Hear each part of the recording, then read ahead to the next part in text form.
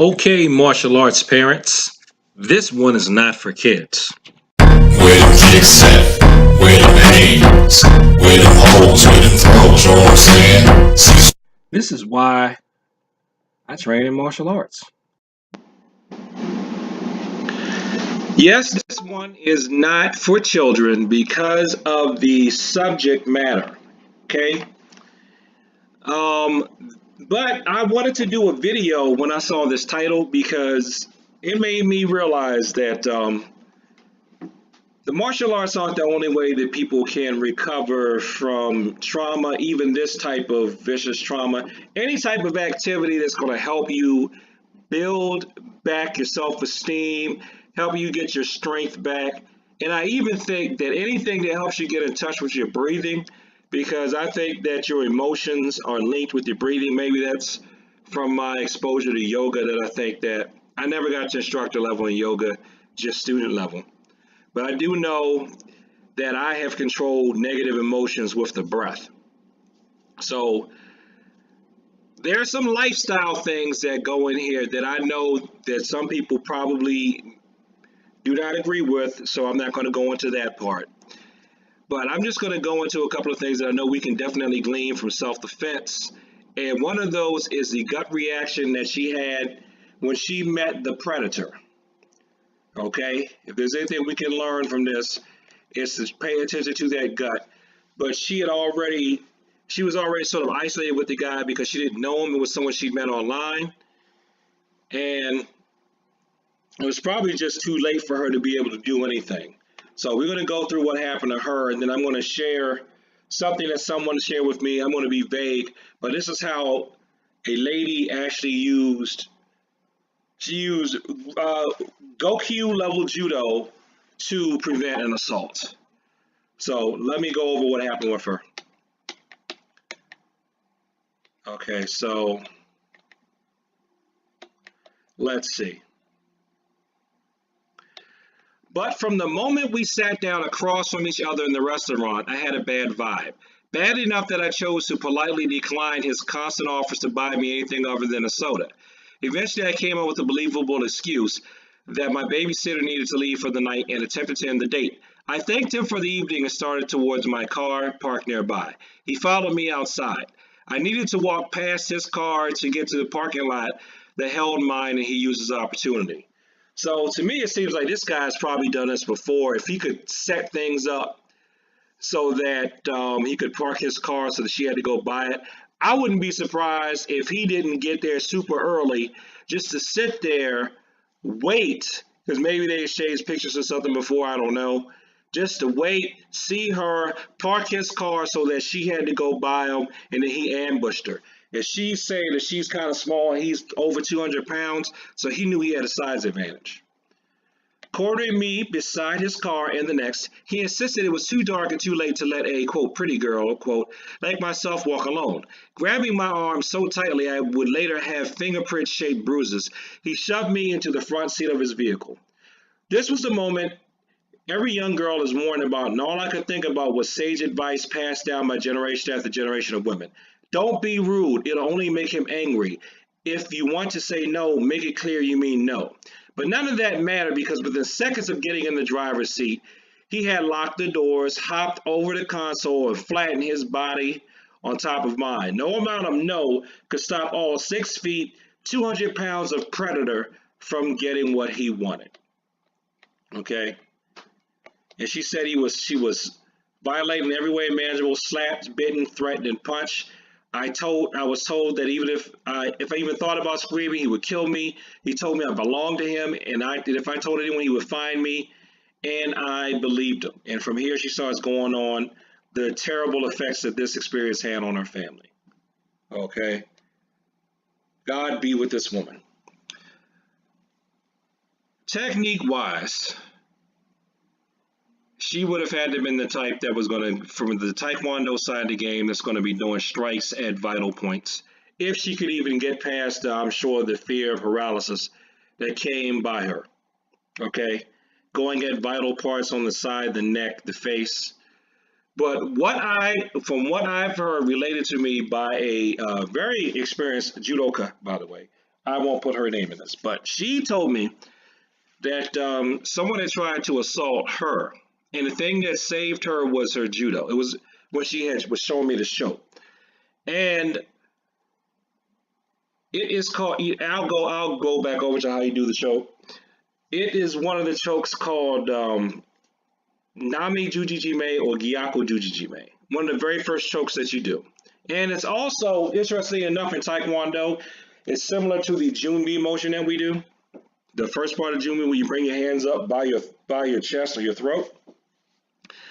The person who was being aggressive with her had on a jacket, and he had on just the right type of jacket so that she could grab it and choke it, just like the judo gi, the judo uniform. So she said she choked him out. I think she choked him out twice, actually. She choked him out, and then I think she said either he came to and she choked him out again, or she choked him out and then she revived him. I think for some reason I'm thinking she choked him out twice to like put the fear of God in him. And after she choked him out twice, she said that she let him go back inside and she let him save face. So your basic judo, and that choke's also in jiu-jitsu. And technically that choke's a Cecil Taekwondo. Even though if you don't know it and you don't know what I'm talking about, it's because you haven't advanced enough yet to learn it. But if you take judo, like I tell people you should do, you'll learn this choke right away if you are an adult. Children, not so much because your necks aren't strong enough to really do it. But adults, yes, you'll learn this choke by the time you get to green belt at most judo schools. So choking a guy out, pay it off. Now, I don't know if that would necessarily work with the case of a psycho predator like this guy, because this dude seems super experienced. Not that the technique wouldn't work, but if choking him would get him to stop. I'm thinking if it's super psycho predator, you'd have to choke him out, escape from him, close the door and just go on your way, or call to tell the cops he's in there, he tried to do something. Or what I know a lot of women would do, if they manage to choke the guy out, they'd probably choke him and then start beating him on him while he's unconscious. Which, I don't know if I feel comfortable legally recommending that, but I'll say I understand and I would not judge you for that. Okay? And some Kyusho Jitsu could come in there too, but the thing is you'd have to get your arms up enough to be able to do the type of attack that will render somebody unconscious. So please go read this original article. I'm going to put the link to this article below the video. And I know just from religious standpoints, you'll see what I'm talking about if you read the article. There are going to be some people that have a problem with this article from religious and political standpoints, and that's all I'm going to say. So for the jokes I'm talking about, you can either reach your hands across, believe it or not, pretend the neck is in here. Reach behind, grabbing on the back of the collar, and you pull down like this. It's kind of like you're acting like you're making the hands into a scissor. You're using that, the neck would be the thing that's cut. You can grip like this for Nami Juji Jime, like this for Gyaku Juji Jime, and one up and one down for Kata Juji Jime that work well on a really thick shirt or a jacket. You could also come in like this and grind right in on the sides of the neck that people call Frankenstein bolts. You can really get a good squeeze in there, and that can choke somebody out. I'm going to put links. I'm just going to put the names of these techniques below the video, and you're going to have to look those up, because me demonstrating it here is going to make this video, one, too long, and two, I don't want you to think that you've got the choke down just because you see it in a video. I'm telling you the techniques to use, I'm telling you to look them up, but I'm also telling you that you should really go to a martial arts class and practice these, where one, you have a partner that's going to give you resistance, and two, so that there's somebody there to bring your partner back from unconsciousness if you choke them unconscious. Yes, that can happen. And again, those of you who do martial arts like striking type styles, where you put your hands up here like this and go down for Jun Bi.